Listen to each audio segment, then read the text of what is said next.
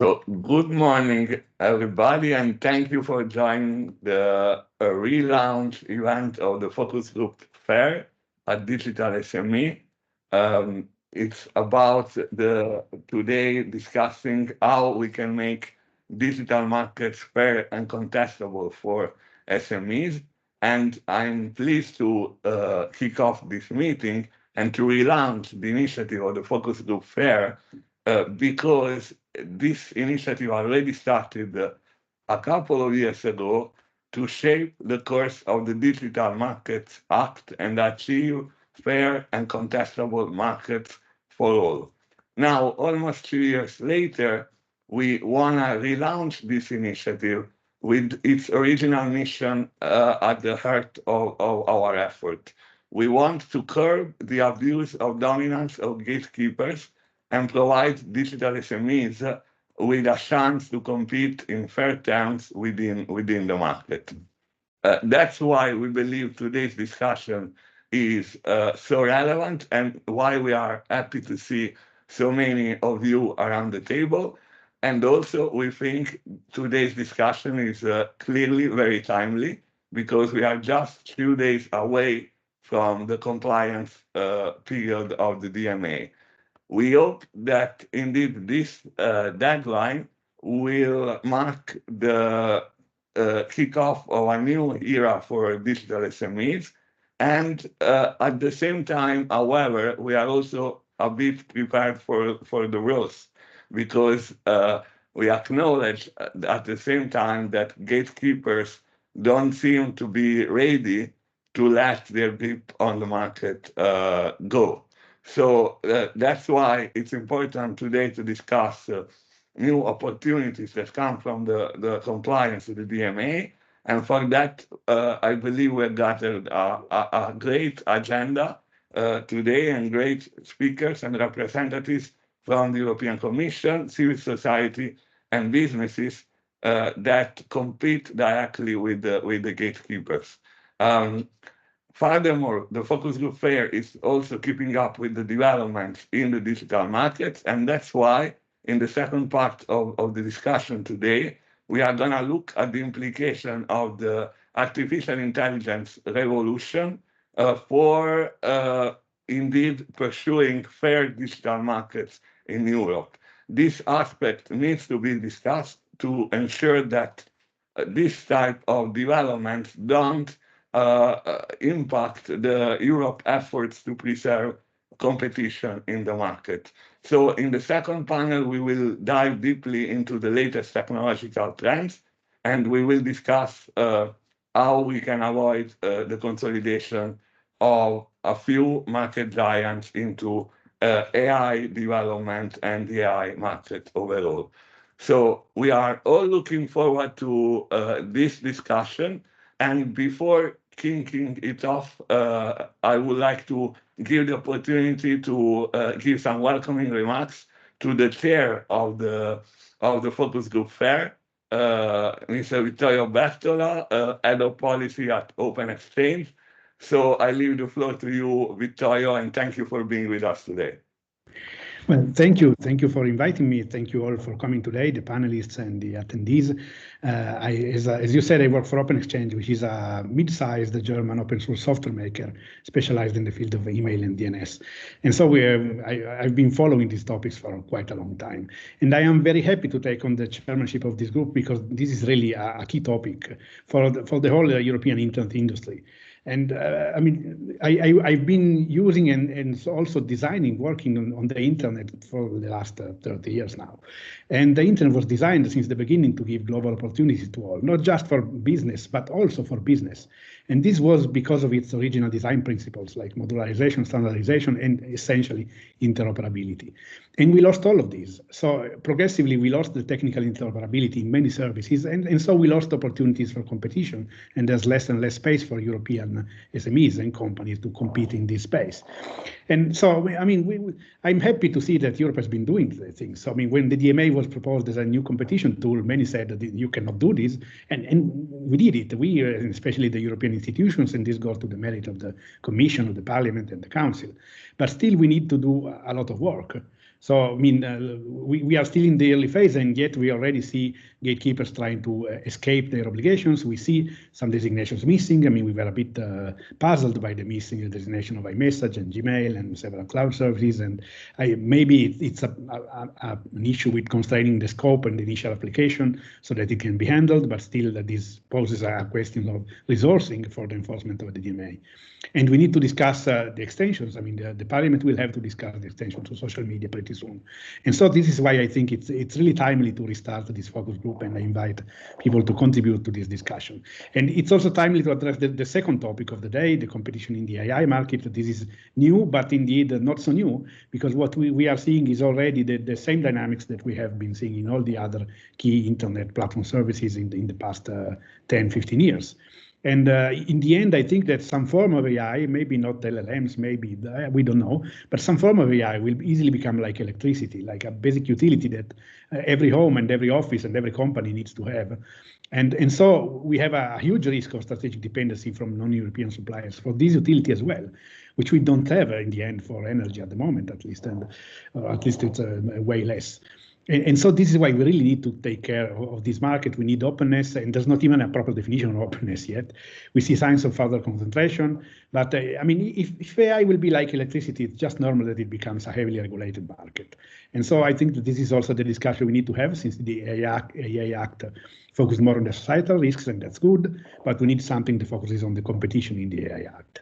And so with this, let's not spend more time, and I give back the floor to Brussels.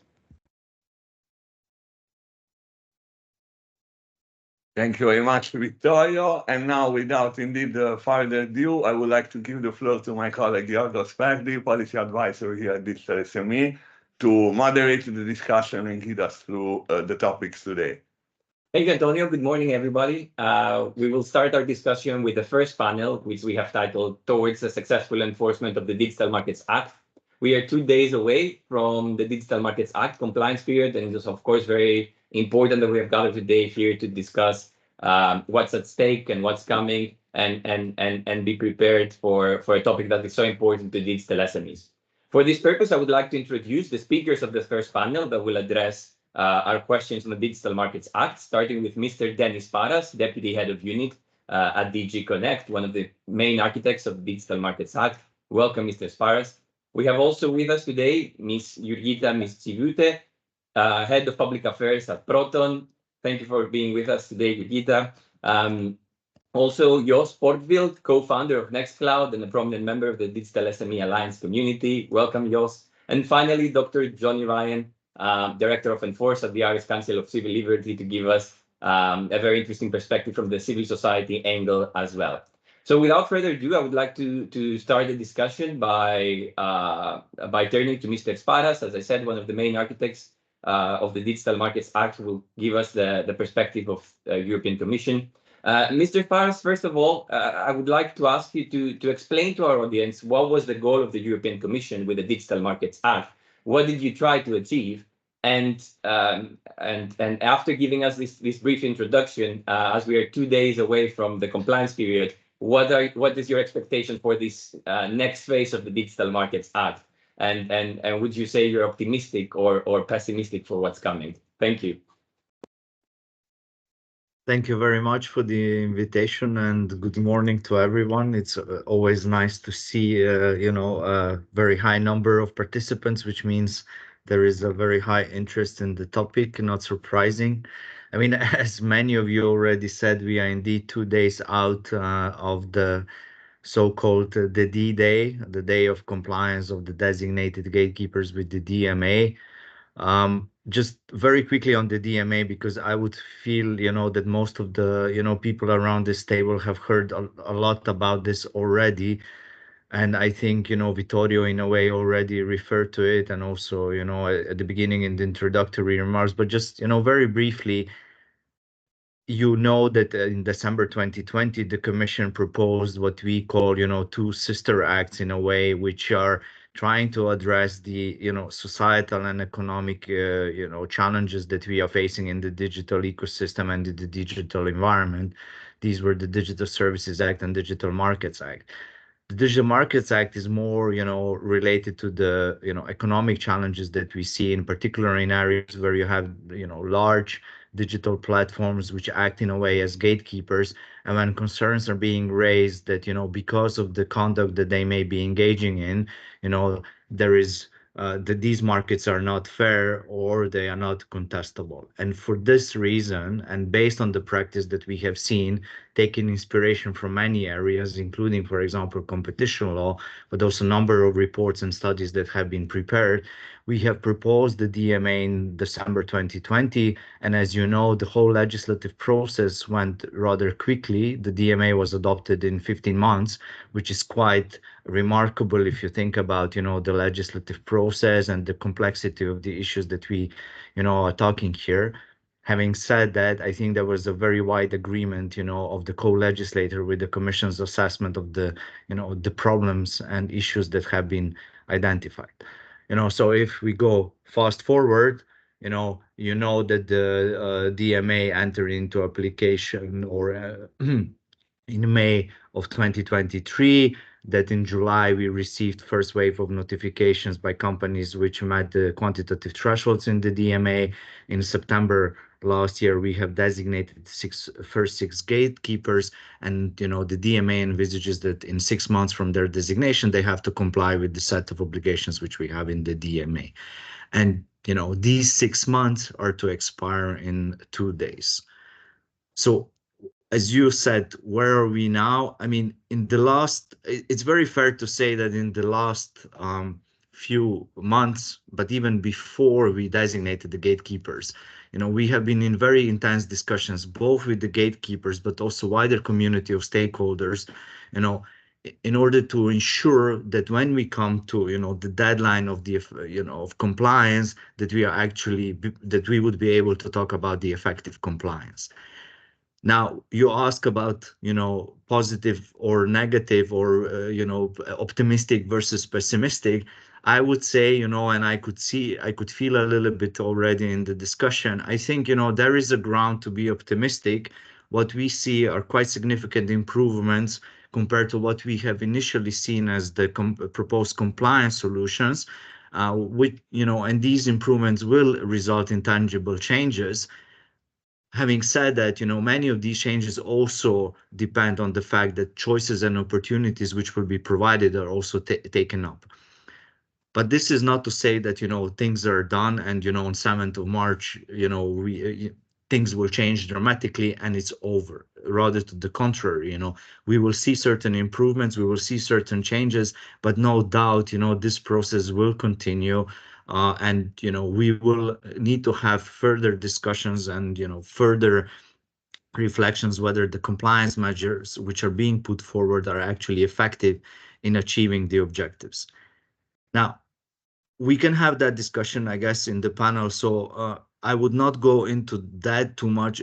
I would just like to maybe focus a little bit, on the choices, and the opportunities that the DMA is aiming to provide. And I think it's quite interesting, also in view of the structure of the panel and, people that we have around, that I would like to focus on some of the choices and some of the opportunities, which I hope will trigger a discussion.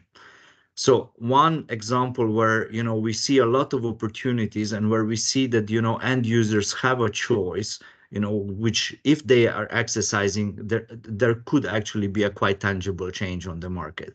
And that is in relation to obligations concerning data portability and data access. So as of, in 2 days, all gatekeepers will have to essentially ensure and enable data portability for end users, and on the other side also data portability or data access for the business users. And the idea here is, to provide the opportunity both to switch and to multi-home, which should give the opportunity, to any competitor or any new entrant, but, market in a broader sense, a chance to, capture a new stream of demand and promote competitive offers. So if you think about the opportunity, you can see that there is an opportunity for expansion on the market, entry into the market, but also to promote, new innovative services and products on the market. Another issue which I would like to refer to, especially, also following a little bit on what Vittorio already said, and, interest around the table is the question of interoperability, right? I mean, one of the provisions which has been heavily debated in the legislative process, and where actually change did come in the legislative process, is the possibility of interoperability of messaging services. And again, what the DMA provides for is for the framework of opportunity, right? So the gatekeepers in this case, we know very clearly who those are. We are talking about messaging services, so we talk about Meta, and in particular WhatsApp, where the main interest lies. They have to prepare the reference offer on how to ensure this interoperability in an effective manner. And of course, this is there, it has to be there on 7th of March. And there is already a lot of discussion ongoing how to put this in place and make it effectively, usable. But of course, it will depend a lot about, the other side of the coin, which is, companies that are actually providing messaging services that have to avail themselves of the opportunity that this provides. Of course, it will be important also if there are any concerns in relation to the reference offer, which has to be published, that those are raised as quickly as possible and that we can effectively address them.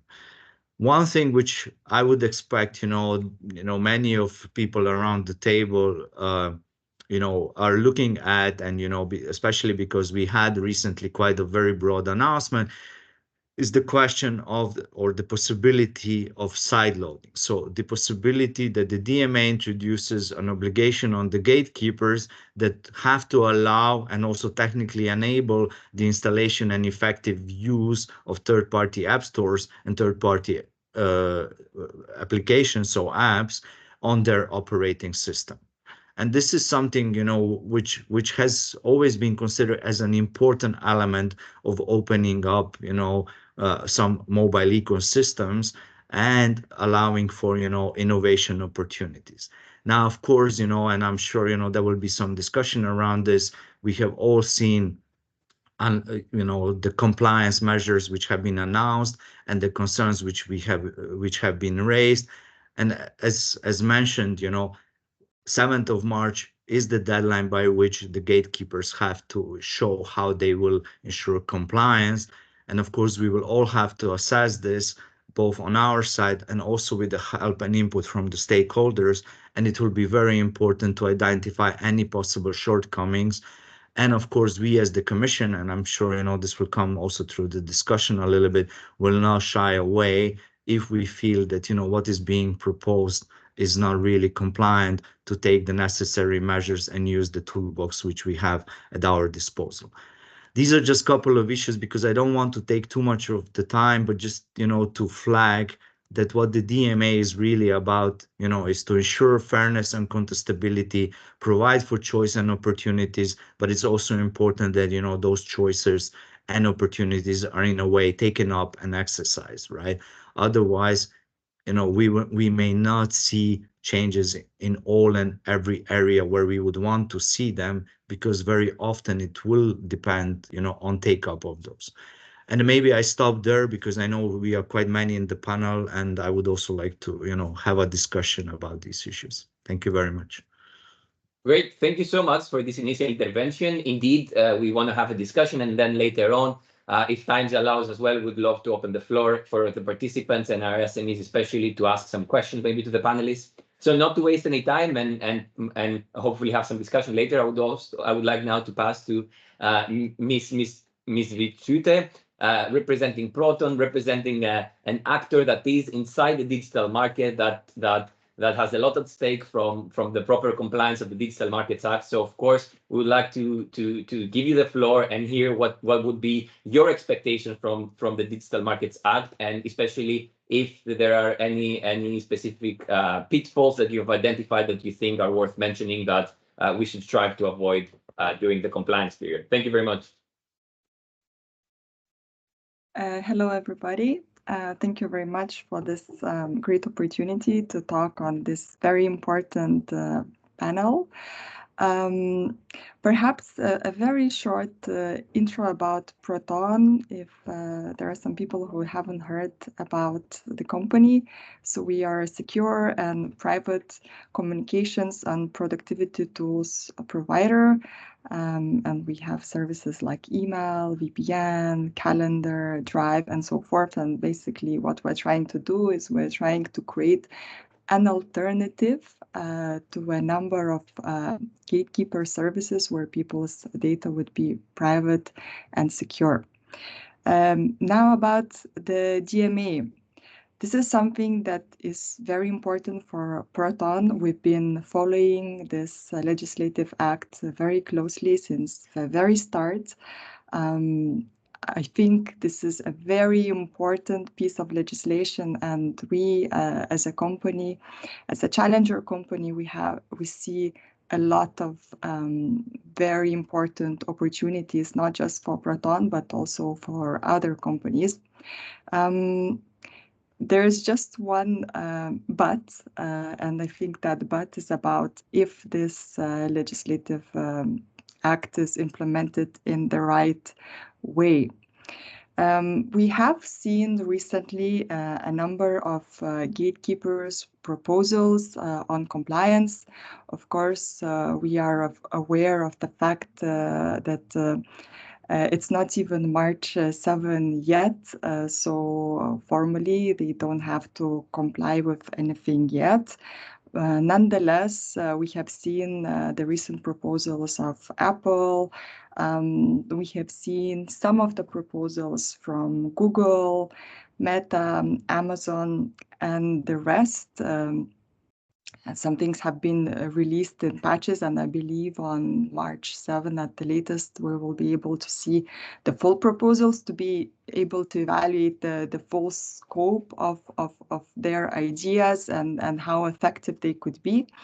But from what we have seen so far, I believe we can say that we have some mixed feelings, again, because not everything is there yet on the table, so it's difficult to evaluate.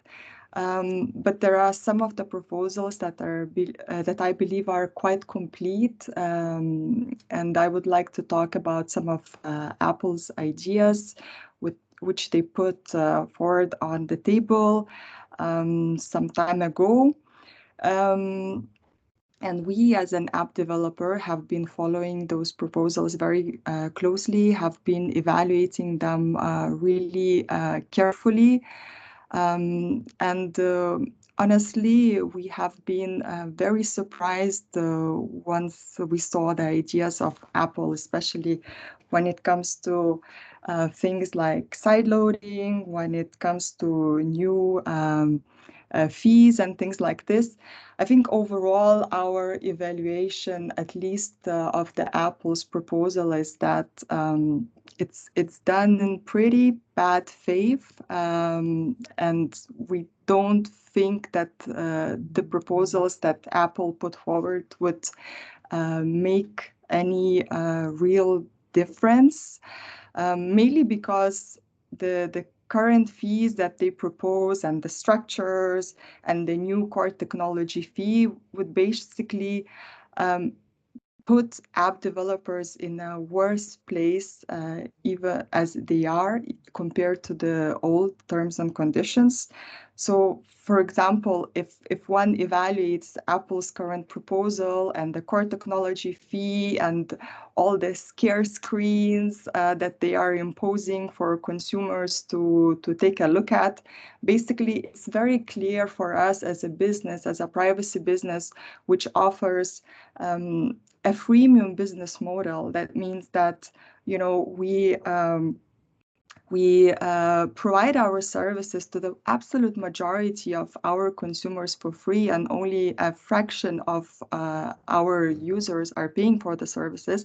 But yet in the end, we end up subsidizing with the fees that we pay the big tech giants, app developers as well, who employ the surveillance business model. And we think that taking into consideration all the new proposals of Apple, for sure, that model would only incentivize even more ad-based business models.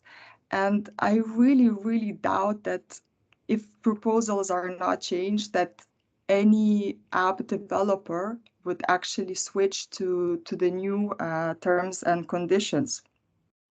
There has been talk during this panel about interoperability as well. And what is very concerning for us is that currently, at least in Apple's proposal, and everybody knows that the iOS ecosystem is particularly closed. Well, basically, what Apple is proposing is that you should apply for interoperability for access to certain APIs, and then Apple will somehow be able to evaluate it, and then nobody knows how long it will take for them to evaluate them, and then they will decide to grant this API or not, and nobody knows how long it will take, what will be the further process. So basically, in the end, a lot of app developers will simply depend on the mercy of Apple, and we believe that's not really the right way to go. Now, there have been other also proposals by other gatekeepers put forward, and I believe probably when it comes to Meta, Johnny is very well positioned to discuss some of their ideas, but I think definitely proposals pay or agree to see the ads and to have your data shared across different services are quite concerning. Again, we have seen some proposals from Google. We haven't seen anything regarding the app stores. So we are very much looking forward, and we're really hoping that the model proposed to Europe will not be the model as South Korea, which is basically just going around and proposing the same fees, just structured in a different way, which will effectively make GMA not really effective. What we have also been seeing, and I think that really worries us, we see that when certain gatekeepers are already rolling out their solutions, technical solutions, and the choices that they present to consumers, they present them in a way that really confuses consumers or scares them. For example, me personally, I saw on some of my services that I'm using, choose those new conditions if you or stick to the old ones. If you want to choose the new conditions, you will lose, for example, all the history of your messaging or things like this. And then obviously as a consumer, what do? You stick with what you know, with the old ones, because you don't want to be disadvantaged. So, and what we also see is that gatekeepers present this, DMA is actually forcing us to do that. So we don't really want to do that, but this is the inconvenience caused by the GMA. So we're not the bad guys, it's the GMA. And I think this is just very wrong presentation and very wrong PR, because GMA is all about empowering businesses and consumers. So to summarize, I think what we have seen so far is that, as Mr. Dennis mentioned, some gatekeepers are obviously making changes. We haven't seen all of them yet. And I think, there will not be a perfect solution, but obviously some things are going in the right direction. But there are some gatekeepers that put certain proposals that are really designed purely in bad faith. And we really call the European Commission in such cases to be really bold and to take swift and strong action against such gatekeepers, because developers, industry, they don't have another 5-10 years to wait until compliance happen. And I think in this, the Commission has full support of all the small businesses, and I really encourage them, as they have been really greatly doing, to continue working with third parties in evaluating such proposals, to continue keeping those communication channels open, because I believe altogether we can make a difference and we can make a change. It's just that, we have to be really strong and bold and not be scared to to go and break things, and this time from the enforcer side. So thank you very much. Looking forward for the discussion. Thanks for your intervention, Jurgita. Now, without no further ado, I would like now to pass to Jos, who represents Nextcloud. Similarly to Proton, another actor in the digital market with a lot at stake in the proper enforcement of Digital Markets Act. So, Jos, I would like to turn the same question to you. What would be Nextcloud's expectation from the Digital Markets Act? And something in particular that would be very interesting to hear is that there's been, of course, a lot of discussion about cloud services and the fact that no cloud services have been designated as a core platform service under the Digital Markets Act. What would be Nextcloud's take on this decision, and what would you hope for the future? Thank you very much. Yeah, thank you. I appreciate the opportunity to talk here. We are, as a company, a bit smaller than Proton, I think by a factor of 4 approximately.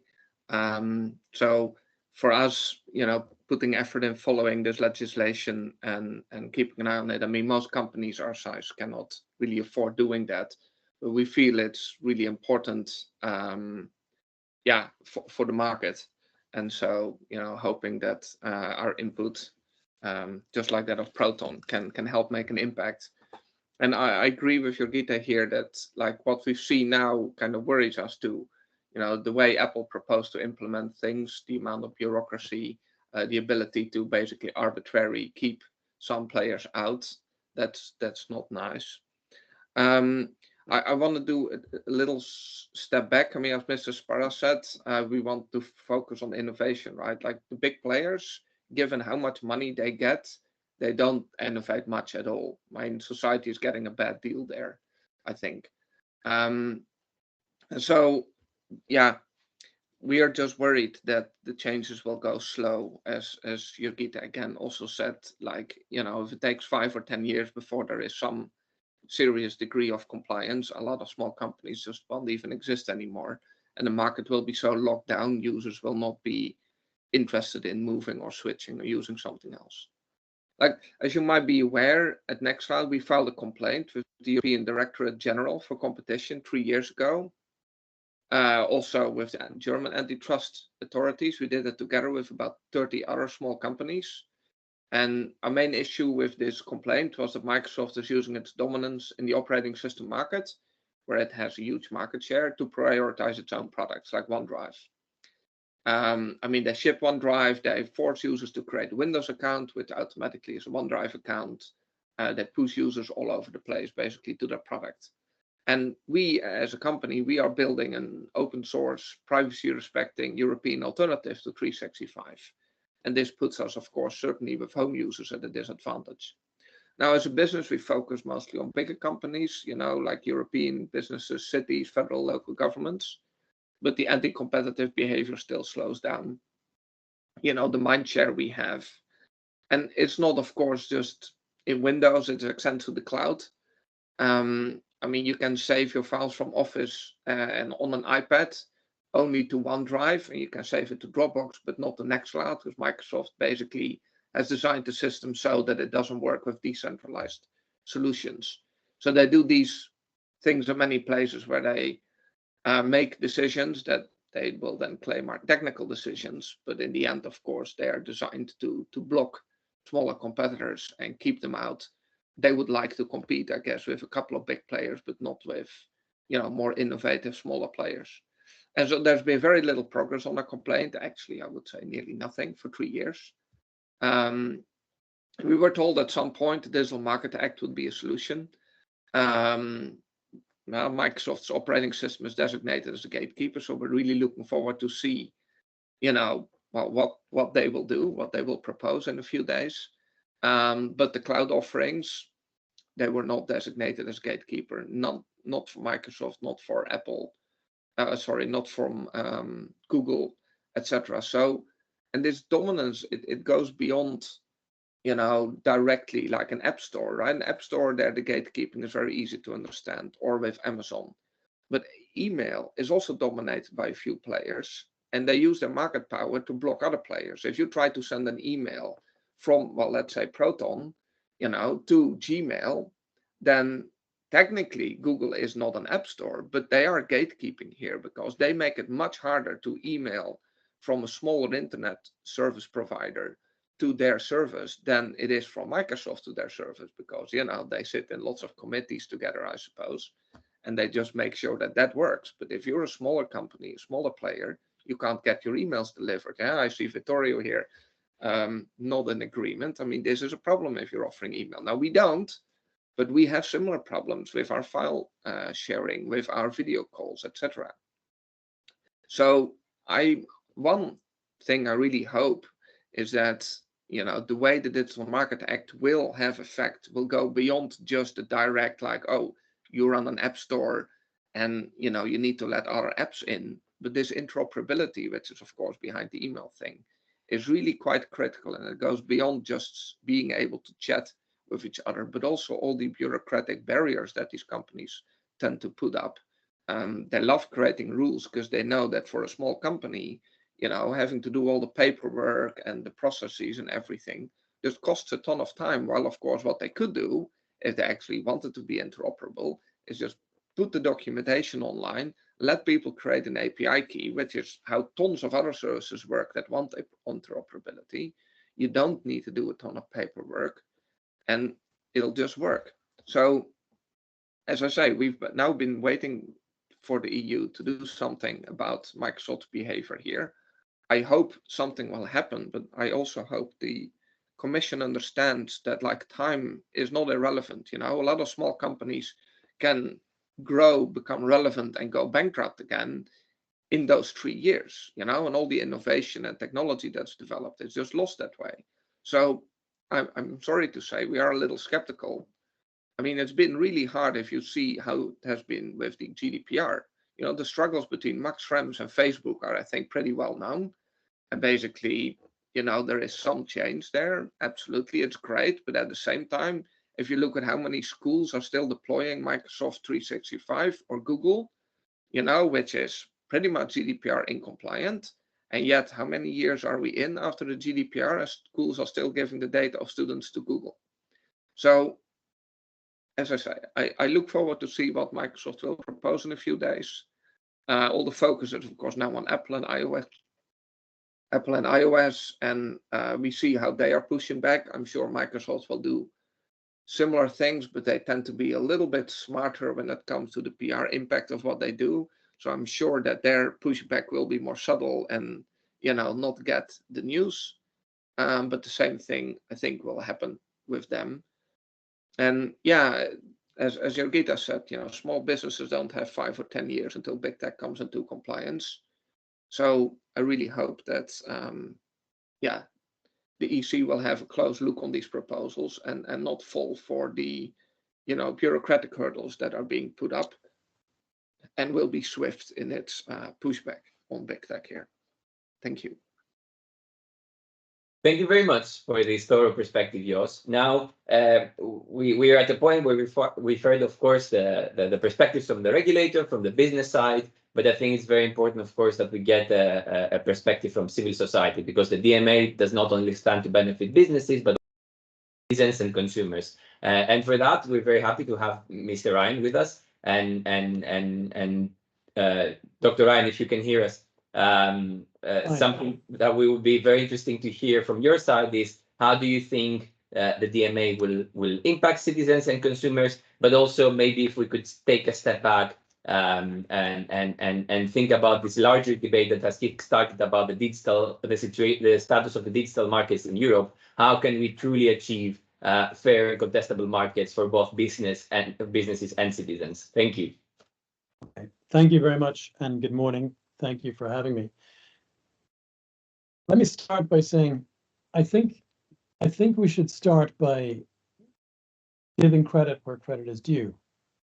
We should be proud of the DMA and of our co-legislators. And Dennis and his colleagues, we salute you and your peers for your work.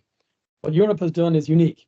Speed of legislating is something that no other large polity, certainly no democratic one, can emulate. And as we look at our colleagues in the US, who have entered a different phase, one thing that they cannot do is legislate, and they know it. And so they're looking to Europe in that sense with envy. As we speak this morning, we're at crunch time. And crunch time, it's when things start really becoming undeniable. When you start seeing how the pieces are falling on the table.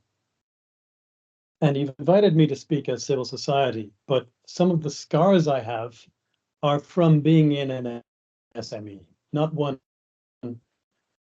but a few SMEs. And I remember, being in the online advertising technology sector, being in a web browser at a media company separately.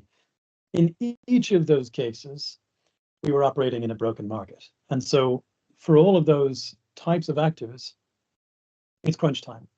And I think what I want to talk about is urgency. The question is, now that we have this law, how are we going to use it? And this is a question of posture and disposition.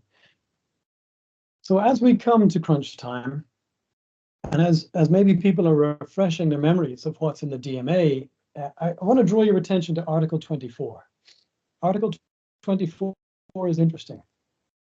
It contains the phrase, serious and irreparable damage for business users or end users of gatekeepers. Now, I've been in 3 businesses that suffered serious and irreparable damage, business users or end users of gatekeepers. That's history. And on the call, we have Proton and Nextcloud, and no doubt they are feeling what Article 24 describes right now today. So this is where we are. Now, interim measures, which is what Article 24 is for, are you would normally think of them as a shock that stuns the system and the enforcer must react. But actually, the DMA was legislated in the middle of that shock. That's why the DMA exists. Article 24 of the DMA empowers the Commission to impose interim measures. In other words, it can identify a crisis and it can intervene. Now, let me suggest one route to that. This is a route that is not the be-all and end-all of the DMA. It's important in its own terms, but it's also a deep hook to sink into the gatekeeper's flesh, to put them on the defensive, to establish who between the enforcer and the gatekeeper has the whip hand. So here's what that route could be. Article 5 and Article 6 of the DMA require compliance on the part of the gatekeeper with the GDPR. Now, Amazon, Google, Meta, etc., they cannot comply with their requirements under the GDPR.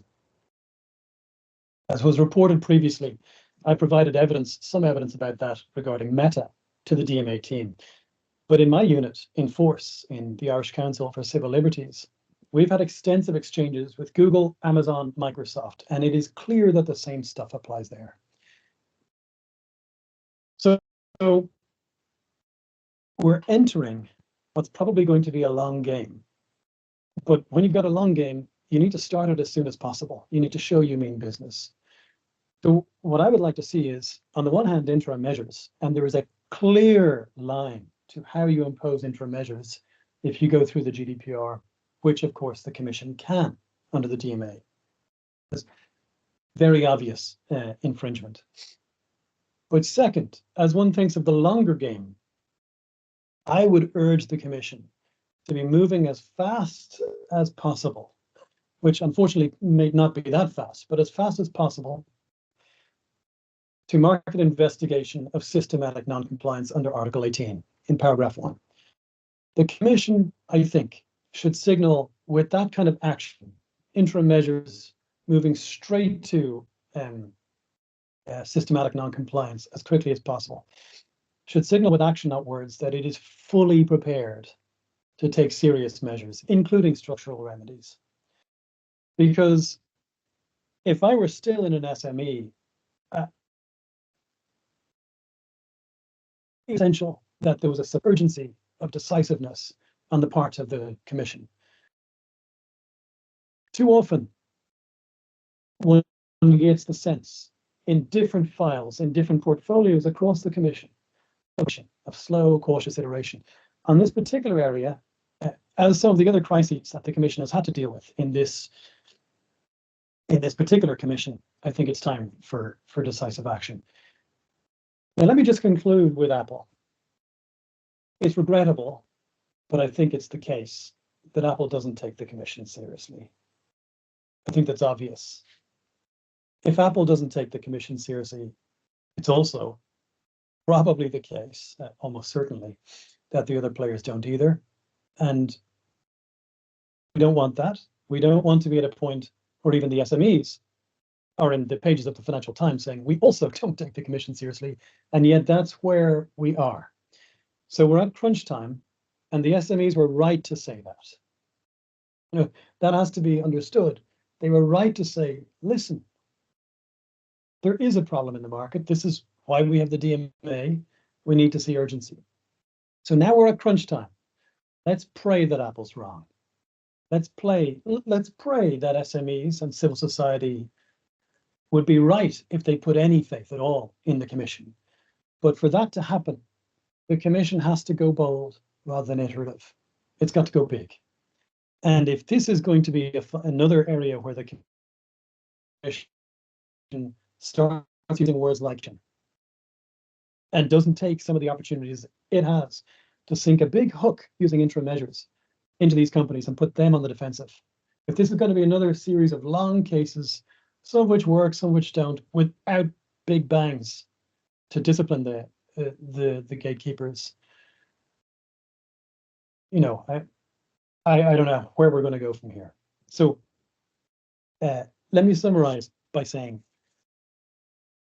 we have to understand that we have something unique in Europe. The DMA today could not have been produced in any other large democratic group.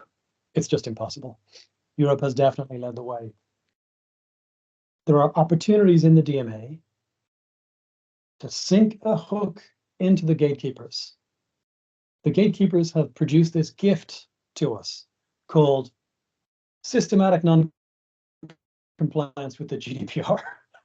It's waiting there on the shelf to be used to impose interim measures, which to me signals to them, you are going to have to do what we're telling you to do. And I'm hoping that the Commission is thinking that. I'm hoping that it's thinking about going big and not just buried on individual cases, but that it's playing this other game as well. And I'll conclude my remarks there. Great, thank you so much, Johnny. There were some little interruption with your connection, but I think we all got your major substantial points. And thank you very. That was the gatekeepers. As always to blame. Now, unfortunately, we're very short on time, and we need to move to the second panel, so we don't have a lot of time to open the floor to questions. So, what I think will be useful is maybe we do a very last short question to Mr. Sparas, because as we have seen, we have a lot of people in our community that can contribute to this discussion and provide technical expertise and technical feedback. So, Mr. Sparas, if you could give us maybe a picture of how could third parties engage in the compliance process in the next few months, from participating to workshops to talking to you. What are some opportunities for our digital SMEs? Yeah, I will very quickly address that question, but just before that, I just want to make maybe 2 points, based on the interventions. One is a bit to, I hope put some confidence in you, Gita, and yours, but also Johnny, that, when we are thinking about the enforcement of the DMA, we are not thinking about years, right? I mean, we are really, now in the matter of days, weeks, and months, right? So, I mean, one thing that we have learned, for good or bad, is that if we want to, really make a change here, it is very important that, we act quickly, of course, still in a legally sound way, but to act, quickly and effectively, because otherwise, as we said at the time of the proposal, many of these markets are prone to very quick tipping. So, by the time, if we take too much time, things may change to a point where, it's very difficult to change things back, right? And the second point I want to make in that context is, we are thinking about the DMA as a whole and the whole regulatory toolbox, right? So it's not that we would in any way shy away from using the tools which we have, including the ones which may be considered, in general, a bit more intrusive, but, as long as they may be considered necessary and of course proportionate based on the facts of the case. I mean, I don't think, there is anything that would allow us to say or want, make us want to say, okay, we are not going to use it just because they may be a bit more intrusive. But again, this is more a general point to make. It's not something that, in each and every case that we may have, we will always use the most far-reaching measures, right? Maybe in some cases, already specification decisions that we can do under the DMA may be sufficient, while in some cases, we may need to act because, the non-compliance would be very blatant and we would need to act very quickly. I mean, just to hopefully reassure you a little bit, and on this point. And again, we have been in intensive discussions with the gatekeepers already on the compliance measures, including flagging, where we, already thought that what is being put forward, may not meet the standard of the DMA. Now on the input, right? I mean, we are already in contact with many third-party stakeholders, including some of the people around this table who have approached us either on a bilateral level or as part of certain associations. And that channel is always open and, always welcome.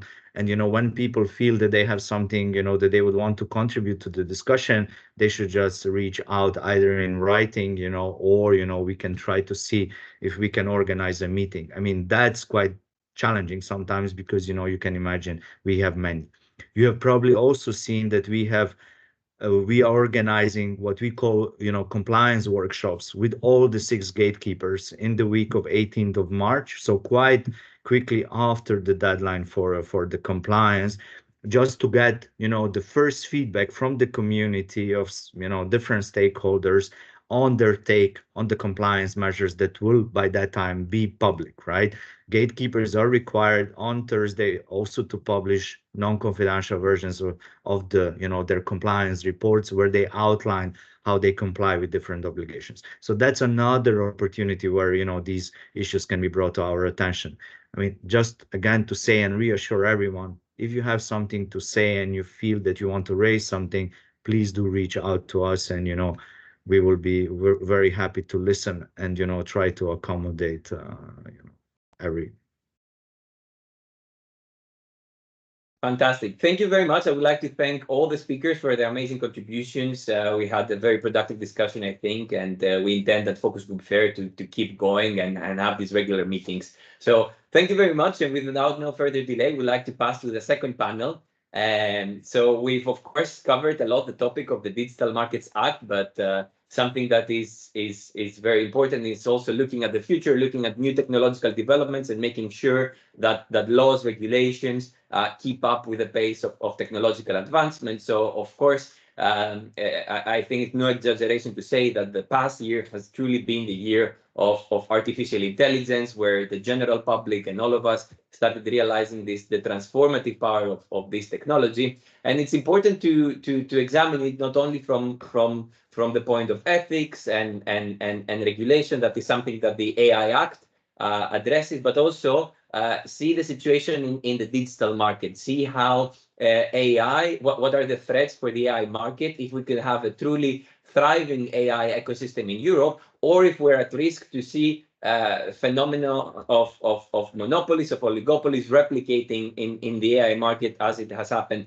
in other technologies. So for that, I would like to introduce the speakers of the second panel in concentration of the AI markets. We have with us Max von Thun, Europe Director at the Open Markets Institute. Welcome, Max. We also have with us Ms. Cornelia Kuterer, Managing Director at Considerati, an AI researcher. And finally, we have with us Ms. Uddhav Tiwari, representing Mozilla as Global Head of Product Policy. So welcome everybody for this topical discussion. Now, I would like to start this conversation by turning into Max.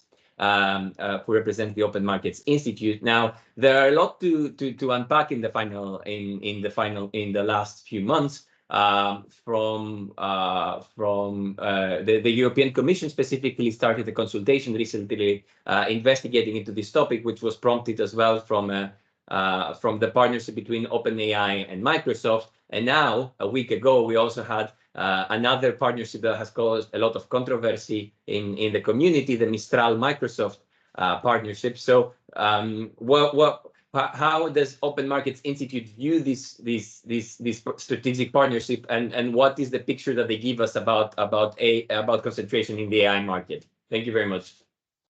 Sure. Thanks, Georgios, for a great question. And thanks a lot for organizing this great discussion and inviting me to speak. So yeah, a lot of people were upset about the Mistral partnership with Microsoft, and I think rightly so.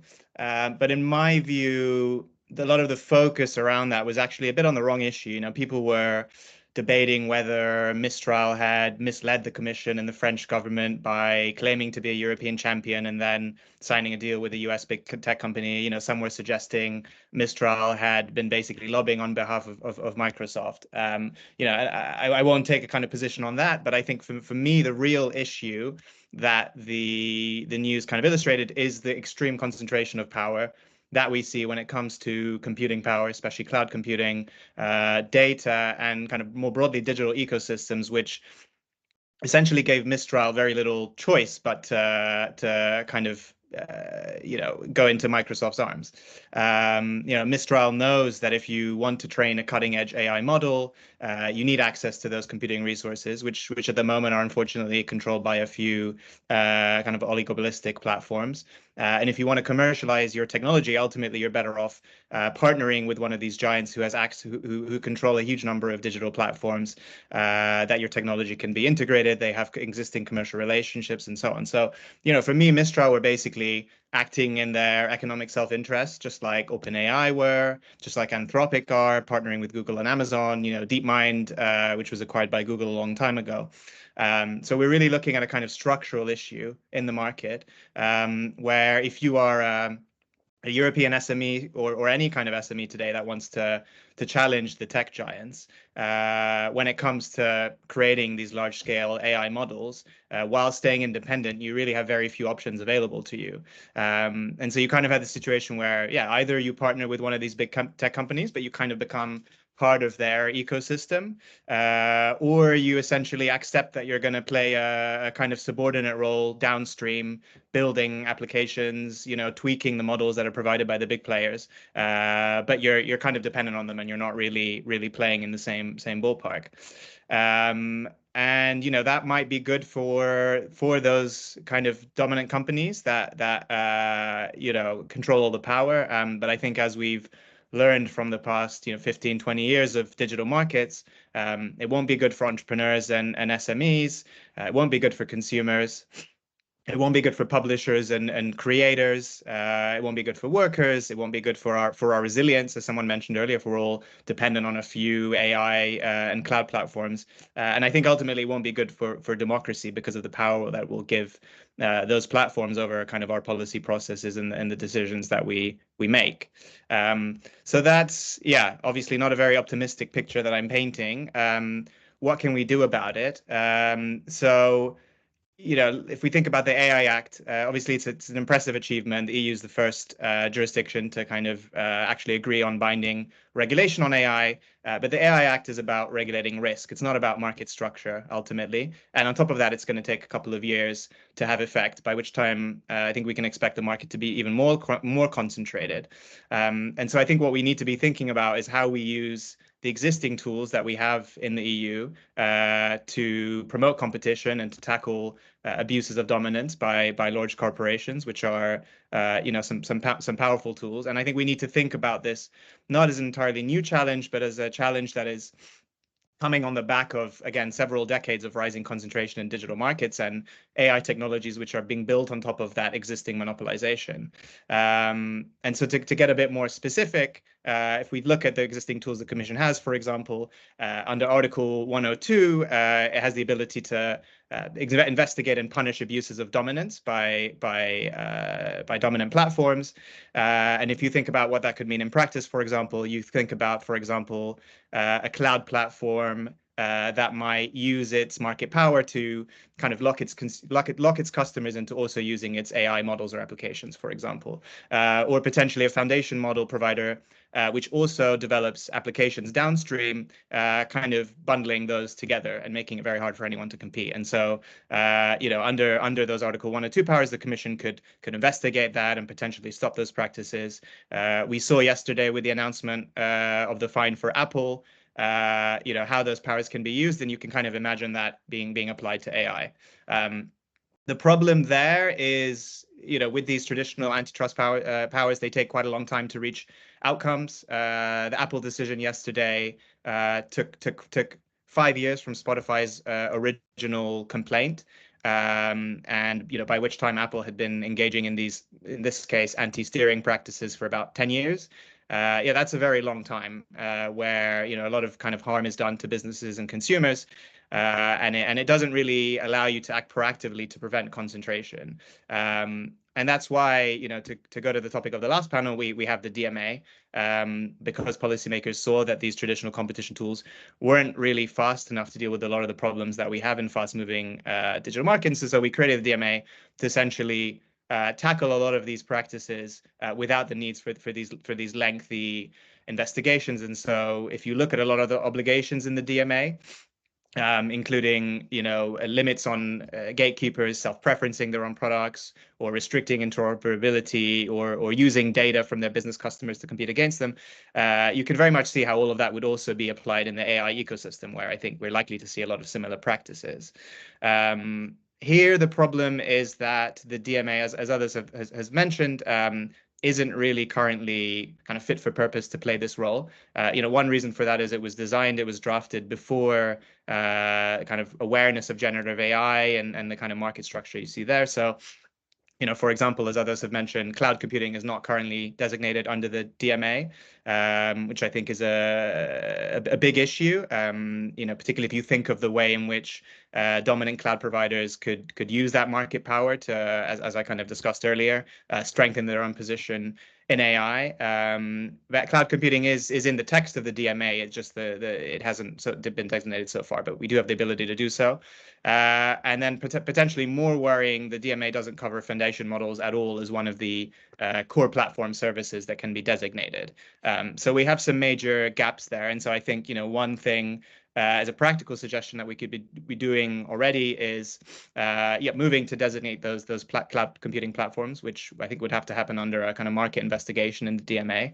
But then also we shouldn't hesitate, even though we're at the beginning of the enforcement process. I think we shouldn't hesitate if we see a gap to update the legislation already to account for these new developments. So I think we should seriously consider adding foundation models to the DMA.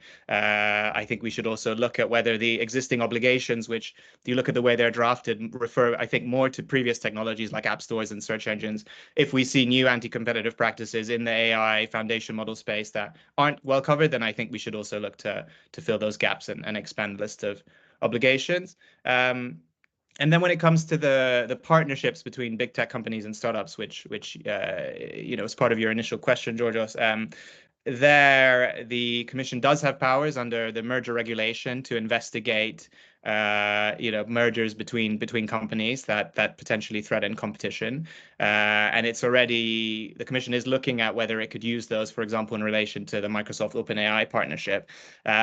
I think there the issue is that a lot of these deals are being designed in a way that allows them to potentially evade that kind of scrutiny, because they aren't formal mergers, and it often yes, there is investment and there is clearly some level of control, but potentially not that actually meets the formal tests in the EU merger regulation and potentially other merger control regimes. And so I would want the Commission to really push the merger regulation to the limit in terms of investigating these, because there is some flexibility there. And if that doesn't work, then I think we need to look at also updating the merger regulation to make sure that we're adapting to these new realities of how companies are essentially eliminating competition by working together outside of formal mergers. And so I think just to close, what I would say is that what I've been talking about so far is mainly around how we use competition policy to prevent further consolidation in AI. But I would see that as just the first part of the task. So that might help us in preventing more consolidation in AI in an area where we already have a lot of concentration. But I don't think it will necessarily address this fundamental problem of the concentration of resources, especially computing power, that is basically driving SMEs and startups to partner with bigger companies. And so I think there we need to be more imaginative about the tools we're using. We need to look at how we can use public investment and procurement to create challengers to the existing cloud oligopoly. And I know the EU recently announced it's opening up its public supercomputers to AI startups to train their models. I think we should look at more things like that. We need to look at how we can improve access to data as well, given the obviously importance of large amounts of data and training AI models. I think there was a discussion earlier about data portability at the individual level, but I think we need to more look about how we open up data on aggregate, because I think that's where really you could create opportunities for other companies to rival the existing giants. And then I think we also need to look at structural remedies. Jurgita earlier was talking about regulators not being afraid to break things. I very much agree, and I think we should look at how breakups could potentially promote competition in AI. I mean, do we need to look at, for example, whether we need some kind of structural separation between owning cloud and owning other digital services like AI, because of the big conflicts of interest that gives you to kind of use that cloud dominance to promote, strengthen your position in other areas. But that's obviously a longer discussion, so I'll stop there. But fantastic. Thank you so much, Max. It was a very thorough intervention, and I think you gave us a big list of policy options to discuss here on. And that is, I think, a great also transition to Cornelia, who I want to give the floor now. Cornelia, of course, being a very experienced researcher in the field of AI. And I would like to ask you, what would also firstly be your assessment of the risks of concentration in the AI market, but also building a bit on the initial picture that Max gave us, what do you think are some tools, whether it is regulatory, antitrust, or as he said, tools of industrial policy, investments, technical tools that could help us prevent the consolidation of a few giants in the AI market? Thank you very much. Thank you very much for having me. And it's really hard to follow up with Max, who gave such a holistic picture. I will step back a little bit and just look at what's happening on the AI market. And I recently looked in particular at data portability in the context of autonomous AI agents. And there is an interlink between those two discussions. When you look at the picture that we are going to see, is that the market around AI is going to significantly change. And it will probably disrupt many more business models that are currently listed as core platforms in the DMA. My research focused on virtual assistants to a certain extent, because this is where I thought there is the most similarity to potential AI autonomous agents. And the fact that we are having this discussion is basically that you're seeing autonomous AI agents emerging as a big player in the further development of AI. You have seen build up from ChatGPT autonomous first iterations of autonomous agents such as AutoGPT or Baby AGI. And you are seeing companies like OpenAI building up new elements of technology that are relevant in this space, such as memory, for example. So the use of external data sources as memory is important. So the essential capabilities such as self-improving and reasoning, the use of external data sources as memory, and the automation of web browsers for task task executions, and then the interaction and utilization of tools. These are sort of the ideas of how autonomous AI systems are further developed. Now, from a market perspective, what you're going to see that the AI application market, so the autonomous AI agents markets, will probably increase from $4.8 billion in 2023 to $28.5 billion in 2028. So it's just a huge market, and very diverse at a certain level. So the expectations are that you're having a 3-layer marketplace for these autonomous AI agent markets, and there is the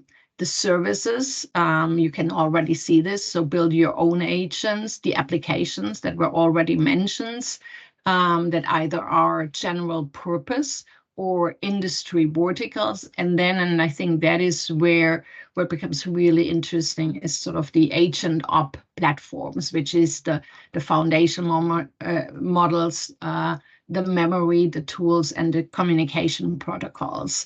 So one way to think through this is to really investigate, first of all, how the market is going to develop, and not necessarily only looking at what's happening now.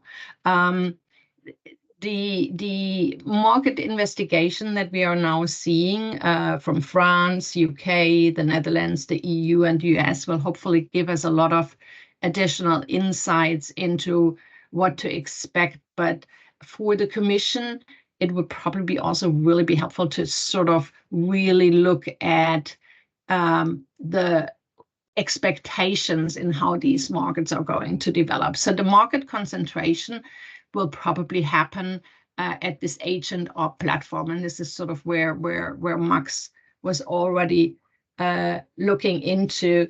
He pointed obviously out that cloud computing services have not been designated, and we don't have a Commission official in the panel, unfortunately. It would have been interesting to understand the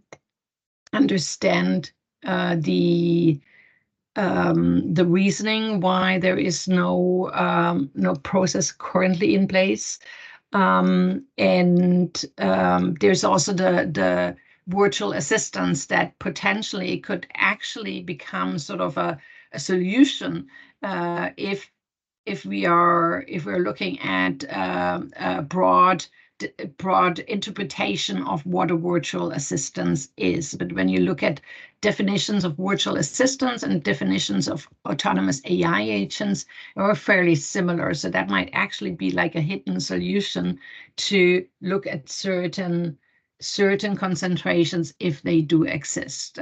Ultimately, of course, it depends on market investigations to see where they do exist. Then I just also, beyond the market, AI market ecosystem, I think what plays into this discussion again is the openness versus the closeness of the systems. And again, here, I believe the Commission really should investigate a little bit more. Interestingly, in my research, I found, for example, that there is a lot of activity in the open source community around autonomous AI agents and interoperability, because obviously if you want to have an autonomous AI agent, you need this agent to be able to communicate to other AI agents in order to get stuff done. So there is maybe different from network effects, some development that could be helpful, but we don't know yet. So this is it, and it seems only to happen on the open source side that these protocols are currently developed. I haven't seen this in the area where we have autonomous AI agent developed on the closed side of the division in these two camps. So again, here I think we can actually, when understanding the ecosystem better, be more tailored to approach certain of the potentially also the remedies that Max was mentioning, to tailor them specifically. Now, when it comes to the DMA per se, I think I would agree with Max insofar as, unfortunately, we are again, and this is certainly not the only law, we are again sort of a little bit constrained by scope and definition discussions that usually happen during the regulation. Interestingly, virtual assistance was one of these core platform services that came in very late, and probably not for the reasons that I just mentioned. It might actually be helpful, but more because purely Alexa was mentioned in policy discussions. In this context, maybe also one other area that needs to further be investigated here is the convergence versus bundling. So when you think about these AI agents, they will become part of other services or will overtake services. So this development again is important. Is your stuff finished? And then I think that is the last point that I would probably want to raise, and I'm not repeating things that Max has already said, is to look potentially more at the ecosystem rather than the service in itself. So looking at the tech stack, and this I think aligns with what Max was saying, that you need to look at the compute power, the algorithms, the data, in a more ecosystem element, and yeah, then see where the issues really lie. So being really tailored, but for the Commission to also be looking at this market with a lot of foresight.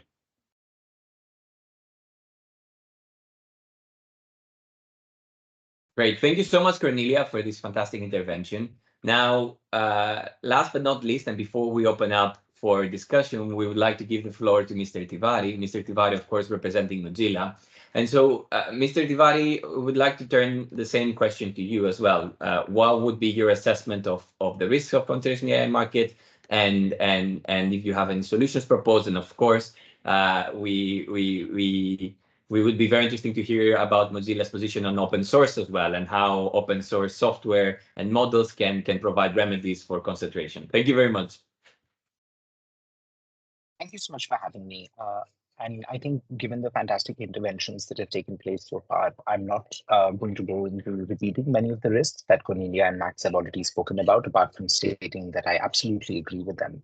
And it's quite clear that when it comes to both the partnerships that we are now seeing proliferating across the ecosystem, as well as the broader risks of concentration in the market, given how big tech platforms operate, that we urgently need competitive interventions from not just competition regulators, but also regulators from other sectors, such as data protection regulators and possibly regulators that are more dedicated to the field of AI that may crop up in the coming years as well. I'll broadly start off by just talking about why Mozilla believes that open source is a part of the solution and not the problem.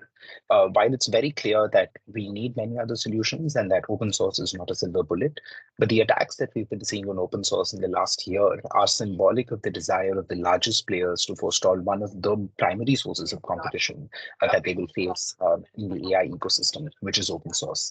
And these attacks are taking place broadly under the guise of safety concerns.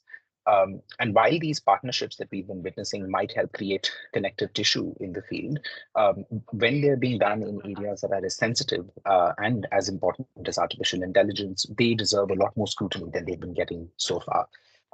This scrutiny could include transparency into the terms of the deals, periodic check-ins on what exact form of collaboration is taking place between the entities entering into a deal, mitigating vendor lock-ins, which is actually one of the primary reasons when many of these deals are being entered into, and beginning at the compute layer and all the way to the release layer in terms of practices and terms and conditions that are imposed on these models. We need to make sure that regulators have all the information that they need, and to an extent, the public has the information that they need in order to be able to effectively intervene as well.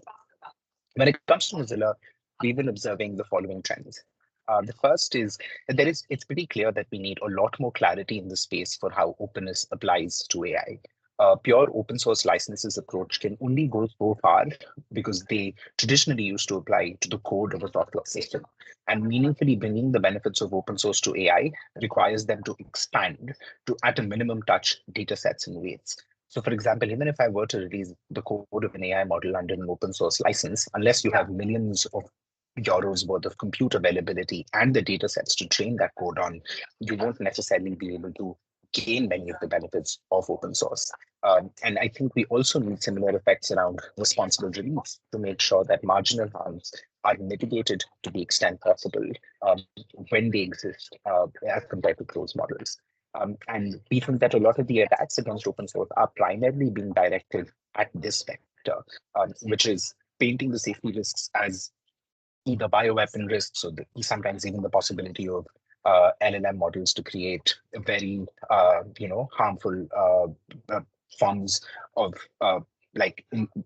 largely sometimes even nuclear weapons, which we've heard randomly claimed in meetings, because without really accounting for the fact that many physical restrictions actually continue to exist to prevent these things from actually occurring in the real world. So we need to move away from this hyperbole and start focusing a lot more on the tangible ways in which open source can actually enable competition. Before getting into some of those benefits, I'd actually briefly like to touch upon some of the competitive aspects that both Cornelia and as well as Max have touched upon. And Mozilla believes that bespoke solutions are absolutely helpful and necessary. Of course, we have the DMA in Europe, but Mozilla has also been following other legislation around the world that is similarly taking an ex-ante approach. We have the DMCC in the UK, India, Australia, and Japan are considering regulations that will give regulators similar powers. And we need to move beyond wishing that field X or idea Y using in order to carry out effective enforcement, because we will always be playing catch up with the technology in a field rather than intervening before problems occur, which is the primary intention of these competition regulations.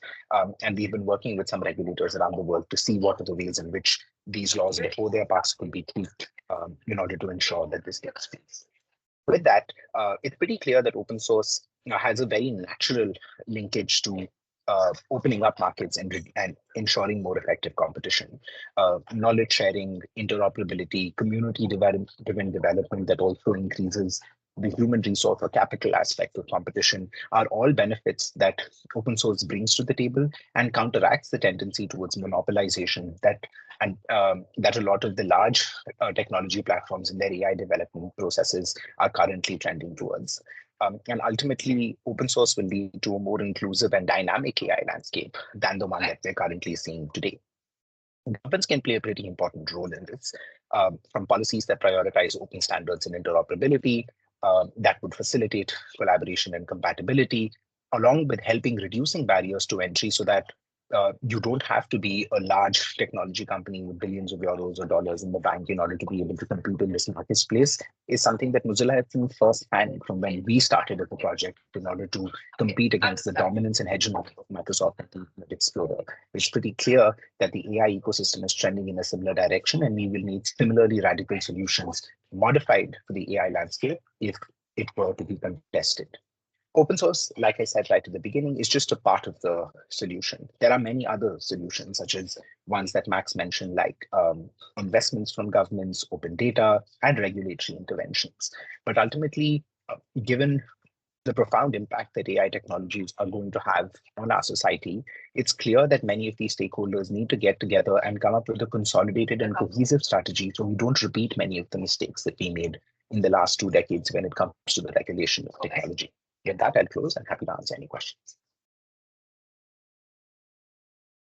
Thank you so much, Mr. Tivari, for your intervention. I think we've received a very much complete picture from starting from the assessment of the situation in the AI markets, where I think we had an agreement between all speakers, and then going through a very extensive list of possible solutions that could be adopted from technical, regulatory, industrial measures. And so I think this is a very interesting point to open up the floor and see if there are any questions in between our audience. I know we've gone through very complex topics and very complex measures in a short time. So let us see if anyone wishes to take the floor and ask for clarifications or bring a new perspective to the topic.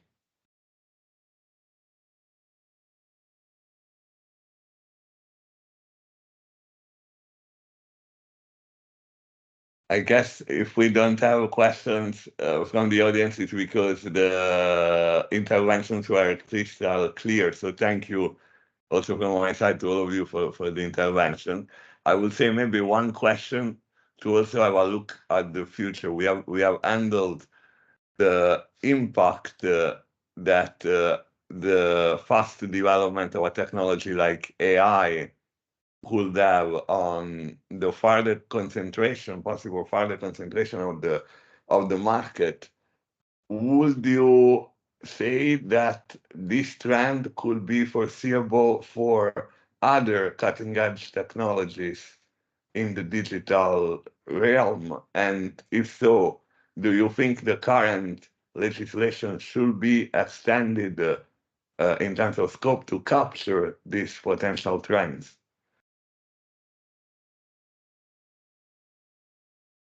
It's an open question to everybody, but if any of you wants to go first, please.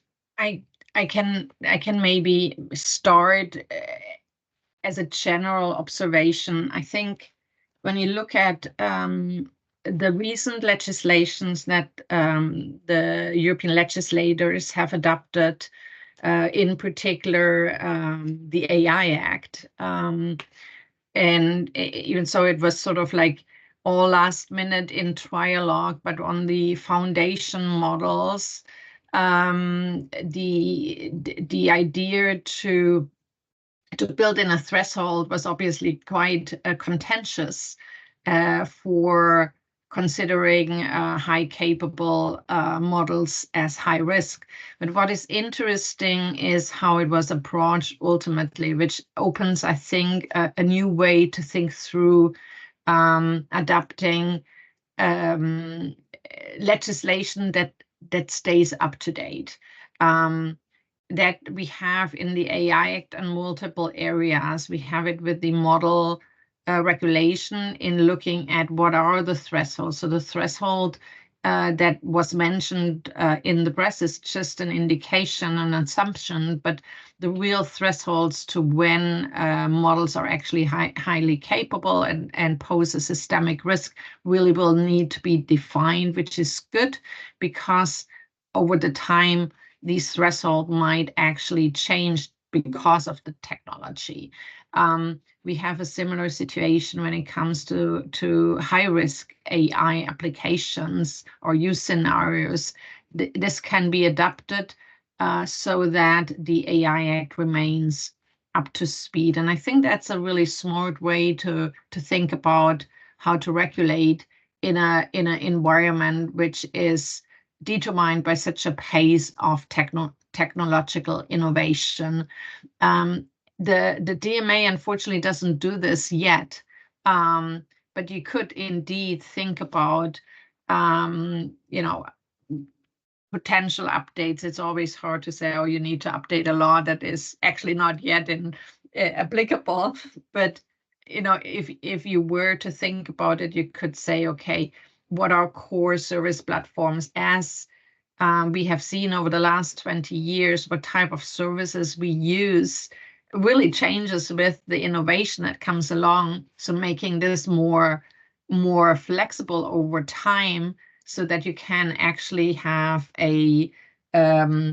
through delegated acts or implementing acts, a designation of new core service platforms that would make it much more flexible and adaptable. The other additional way, and I think Max was already looking at it, and I mentioned it as well, is like really looking at the both the system integration, because some of the services will be just part of another service, as well as the overall ecosystem. So I think a bit more flexibility in the DMA might have been helpful to accommodate future developments.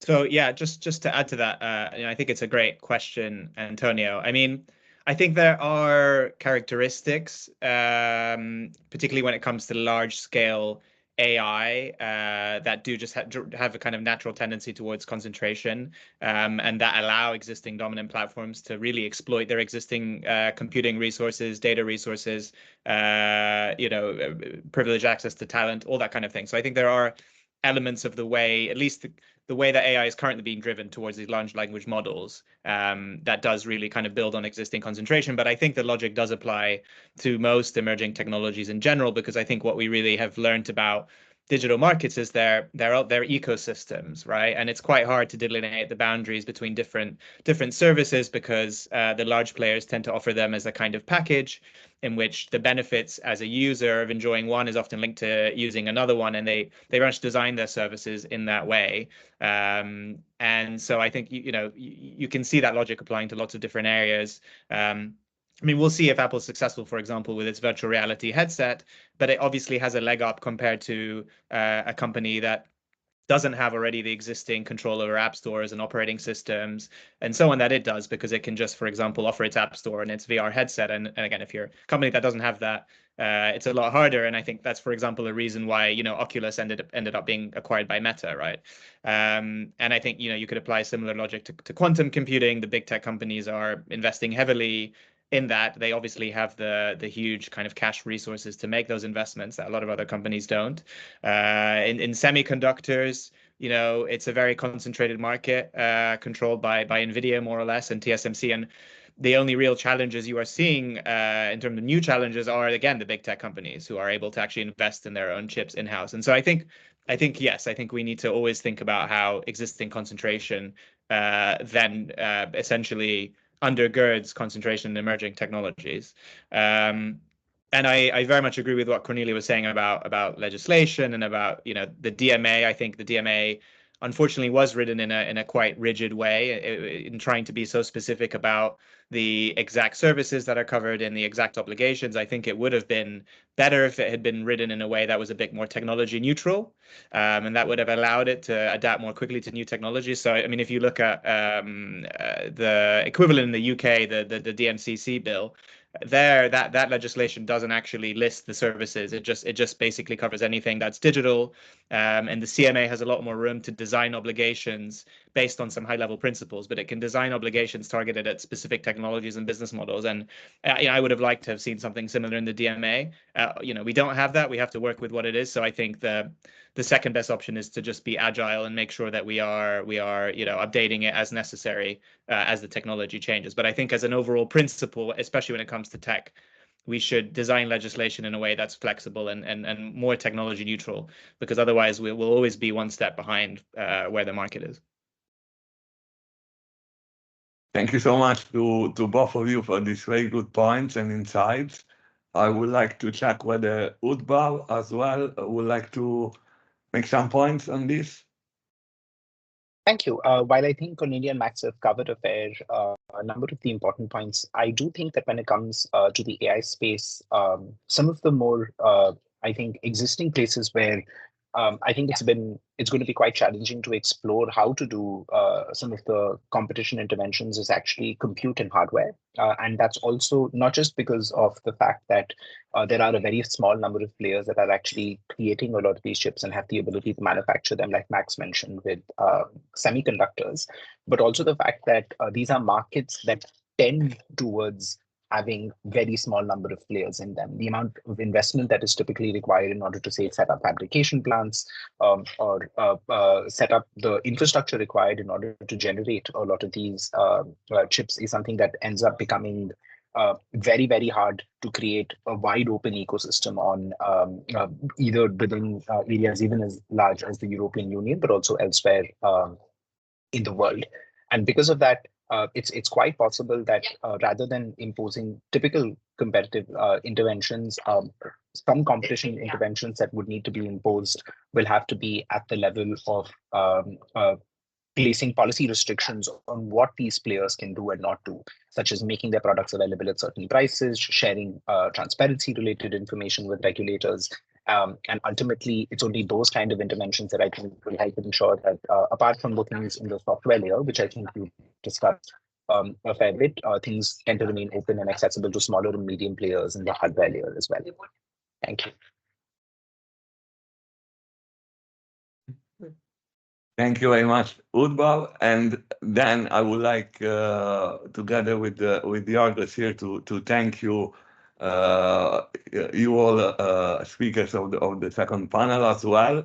And I would like to take the opportunity to, before saying some final words from our side, to give the floor maybe to Victoria to react on some of the very crucial insights that we have gathered today in both panels, and maybe give us your view forward on building this community to the focus group fair. Victoria. Well, yes, well, thank you. I will not really attempt to summarize everything that's been said. I think it was a really great session, and we got a lot of, both a lot of complaints, of course, and points that need to be addressed, but also a lot of proposals. And I think that, especially for the Commission, this might have been useful. I will just make a general point that in the end, all that we have been discussing is just a part of this broad long game, as Johnny Ryan called it. So a long discussion and also an argument, indeed, between the European institutions and the European industry from one side, and the global big tech platforms, mostly from the US, but let's not forget about the Chinese ones, which in some sectors are, well, actually one has already was designated as a gatekeeper. So indeed, if you look around, you really see that the global internet industry is trying to preserve their dominance of the markets, and even in unexpected places. I mean, as an anecdotal note, yesterday I was reading the new framework for the Internet of the Future put out by the leadership panel of the Internet Governance Forum, which is a very vague UN document, as you would expect. But then, out of the blue, there's a section on the free flow of personal data that basically challenges all our localization data, and even to a certain extent our privacy data protection principles, on the ground that personal data need to circulate globally freely so that you can extract the maximum value from it. And of course, you wonder the value for whom. And so I think we as the European community, we have to be together and help each other in looking around and seeing where this is going in multiple venues. And this is really why the cooperation between the institutions and the industry, and also civil society and the technical community can do a lot. So, I mean, I will close by reminding everyone about the focus group. The FAIR focus group of the Digital SME Alliance is one attempt to foster this kind of cooperation. First of all, among the European industry, because traditionally we do have a problem of collective action. And also I remember Joseph mentioning that it's hard for smaller companies to even find the time and the resources to devote to some policy work. And even for a relatively bigger company like us, we are almost 300 people company, but it's still hard to afford a policy person and that can actually have a look at everything that's happening globally, including the standardization organization, which are also another important venue. So we need to work together, and this is why my call to action is to join the focus group for the audience and also for our experts and panelists, if you want. There's still, I think, already 100 people in the group, but we want to actually start some work. So I think I will drop the link in the chat so that if people want to see it, this is the page where you can, if you are already signed up to the Digital SME Alliance, you can join. Otherwise, feel free to contact us or the secretariat in Brussels or me personally, and let's find a way to form a good group and work together and help the Commission, because this is really not against the Commission and the European institutions, but I think it's a way to help them to do what we all hope that they could achieve in creating really newly competitive digital markets. Thank you. Thank you so much, Vittorio. You said it all, and I can only join you in really relaunching the call for action to join our focus group. You can do it even without directly joining Digital SME. You can just indeed look at the link that Vittorio dropped and become part to the focus group, because really via this initiative we want to create a community that goes beyond the SME members, and that gathers the stakeholders, the civil society, and the interested parties that want to make sure that the conditions are created in Europe to support as well the European legislators in creating a fair and contestable digital markets.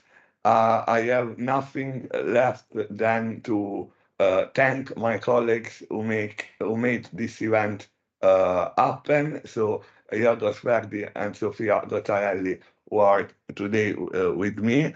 Thanks to them. But as a last word, really, this is not a one-off event. It's just the beginning of a process that we would like to continue. Again, in the next events that we are foreseeing to actually monitor the enforcement of the Digital Market Act. We very much appreciated of the words of Mr. Sparas from the Commission, that remains open to gather feedback and suggestions from the stakeholders. We will make sure to do so on behalf of the SME community over the next month, also through the workshop that the Commission has organized. But really, this focus group is to bring together all the actors that have an interest and want to build up capacity to make sure that the future of digital markets is an open, fair, and competitive one. So looking forward to stay engaged with all of you, and thank you once again to our excellent speakers today and to all of you for joining. We keep in touch.